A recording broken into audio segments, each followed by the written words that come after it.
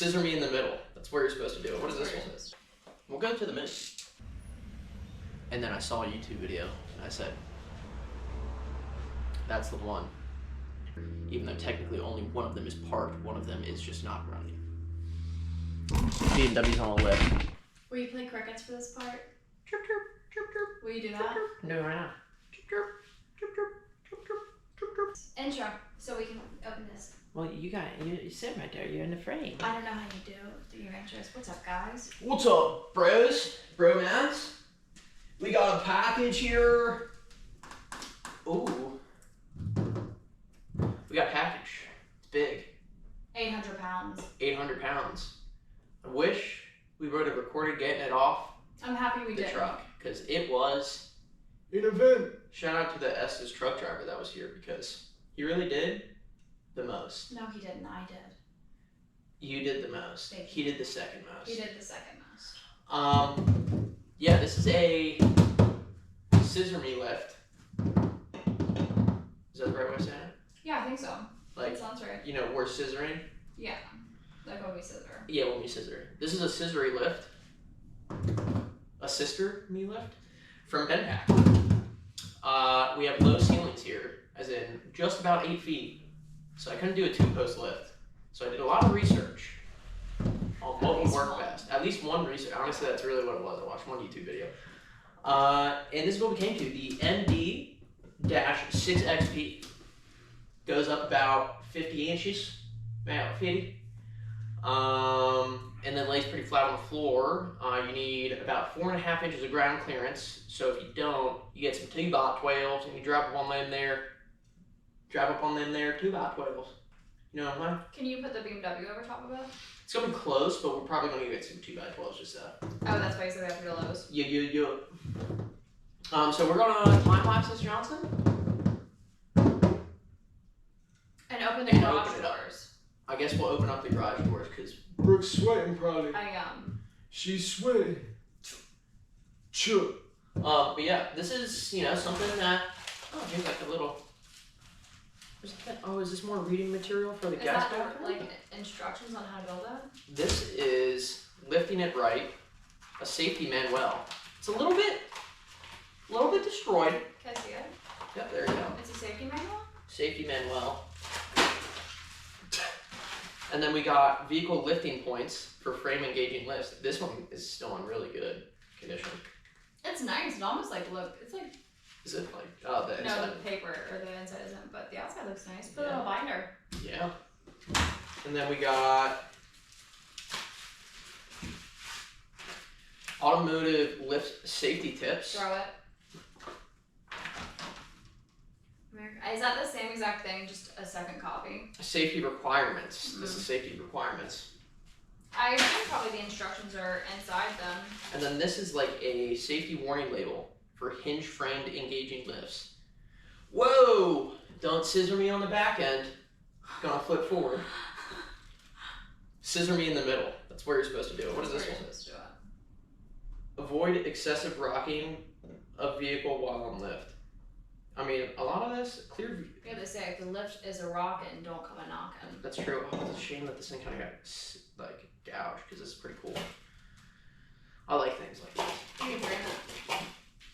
That kind of went far, old son. Yep, so we'll time lapse this and Get action!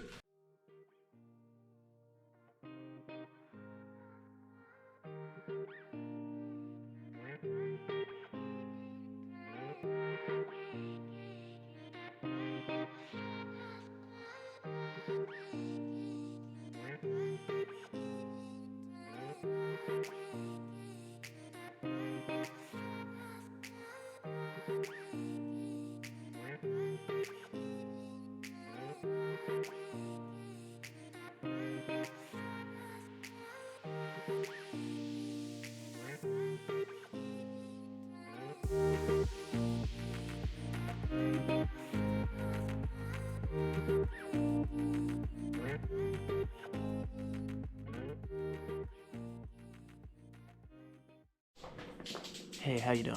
I don't even know if this is gonna make it into this video. I don't know if it's long enough. But I just wanted to say, I appreciate you watching. And if you don't mind hitting the subscribe button, and maybe hitting the like button, or the dislike button, leaving a comment. It means so much to me. Comment about anything. Questions, comments, concerns, about the weather, about what you did. I want to hear it. Alright, enjoy the video. Love you.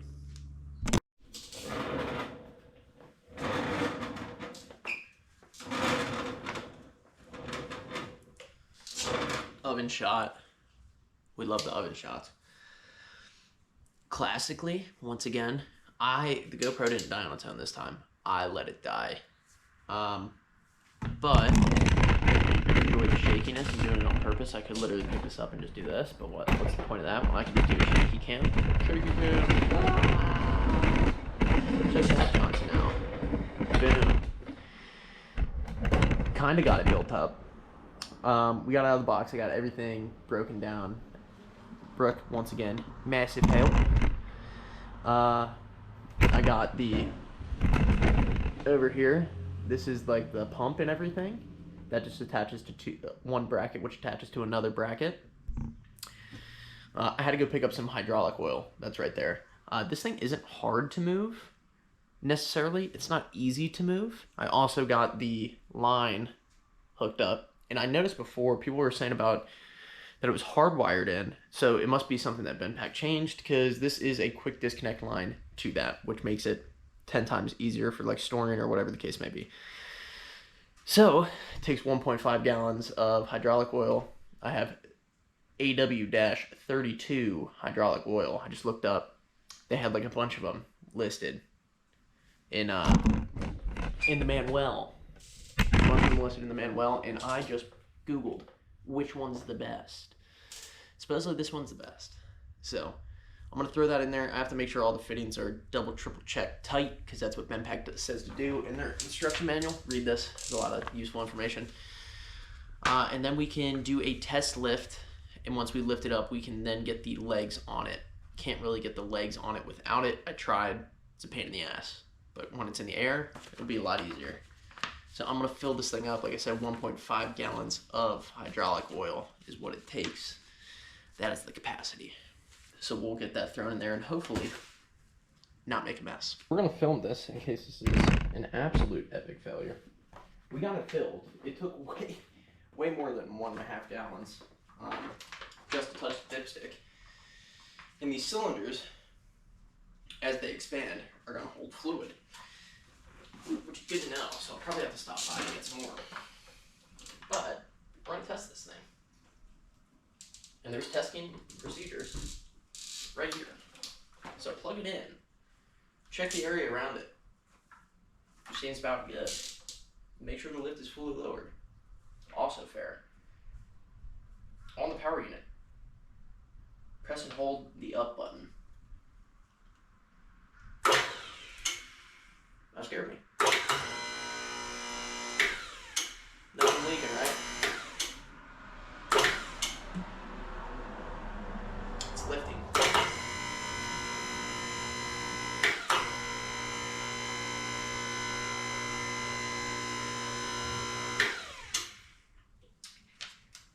Did I make it past the first lock?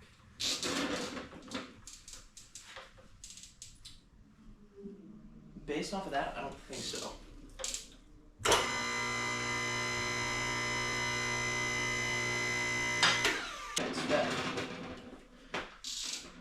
So the rollers didn't scratch anything up yet. But what I will be doing is getting metal for these front rollers to roll on. We'll go to the moon. We'll be going to the moon. I think it's probably been a minute. It definitely has been a minute. All right, to the moon we go.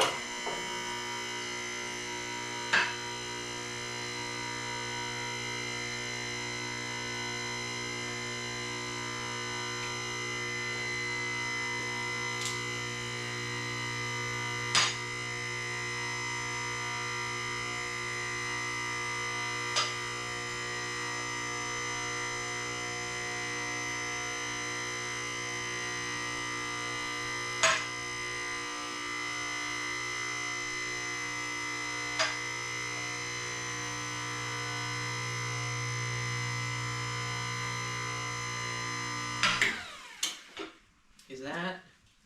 How many locks do we have here? That seems pretty friggin' high, though. Anybody else? I mean, a car would be hitting the ceiling. You probably can't see, but I mean, I was fully expecting just to be able to skirt underneath this thing, so I bet you that's not.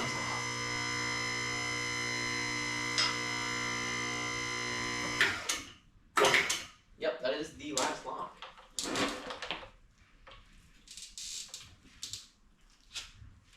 Lowering back down. If the lift is working without shaking, moving erratically, or squeaking.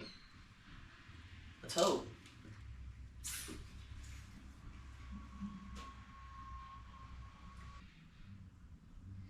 Pretty smooth right there on the ground.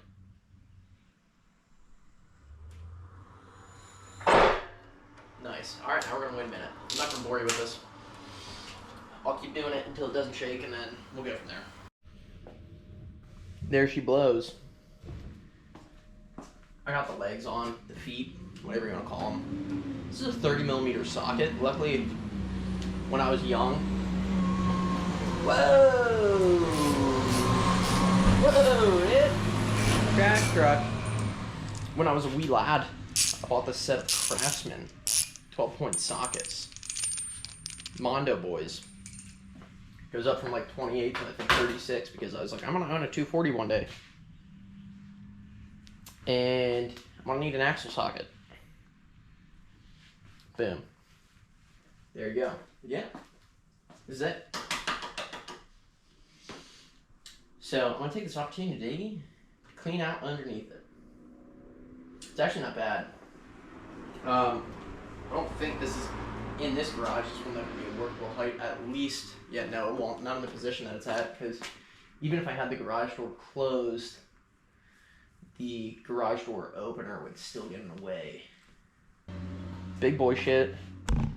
Finally made it. We made it, Mama, we made it. So, probably won't talk about this thing for a long time. This is gonna be a short video. I don't even have the car on it because I have to go get the 2x12s. But basically what I'm gonna do is I'm gonna do two 2x12s right here. Same video. 2x12s. What I did was I put 2x4s below it, chopped them the 2x12 by 12s, chopped them 6 inches short so I have like a little bit of a ramp side, and then took that part to essentially make a wheel stop right there. So they're done. I'm gonna throw this in. Oven shot so we're not overexposed because I was just trying that way. But yeah, short video. This is a pretty cool video, to me at least. I've wanted a lift of some sort for a really long time. And finally, I got one. I was always trying to figure out how I could do a 2-post in here and it never would have worked. And then I saw a YouTube video and I said, that's the one. And, you know, even moving on in the future, when I move, and I get, like, if I ever build a shop type building or anything, this still has a purpose. I'll probably get the, is that BMW? M3.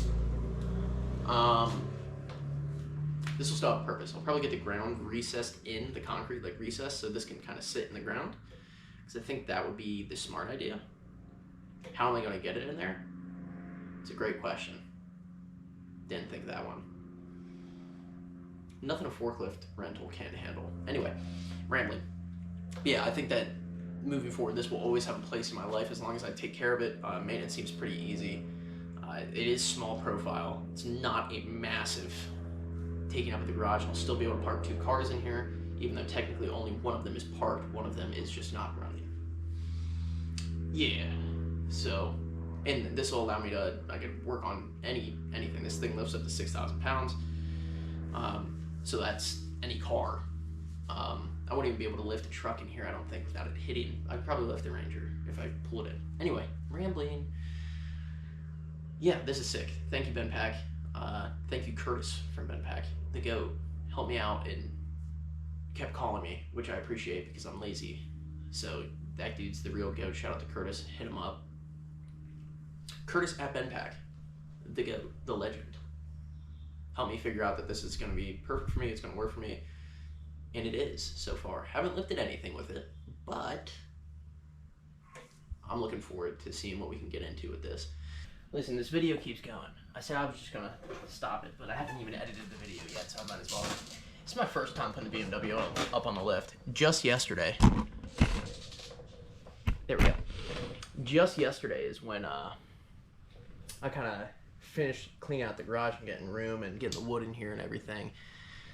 I had Brooke spot me in yesterday, but today I tried backing it myself. Went to plan. I also wanted to see if I could get it up there. I just have it on the first lock, and it's on there. It does wobble a little bit, but I don't think it's gonna fall off. Not like a teeter-totter, because you know, you go up a little bit and you check it. And I put some decent weight on it and it didn't pop off. So, not bad. Not bad at all. Pretty stoked.